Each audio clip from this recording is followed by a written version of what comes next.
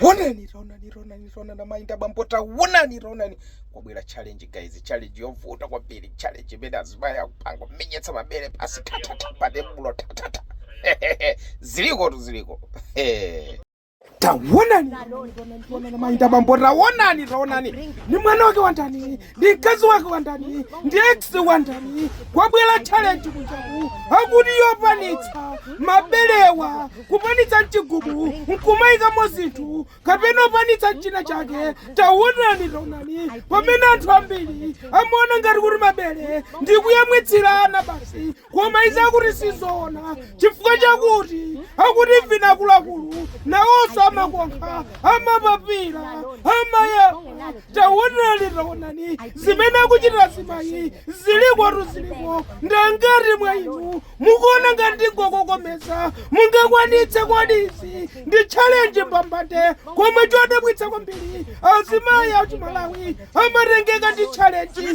koma iyokha sakuchita nawo. Tawonani MDI remeni akuti tizo tawonani champunga mkari mukuona ngati ngokokomeza kumenyetsa bele patebulo kapena upanitsa kunyamula zinthu ziliko. Tawonani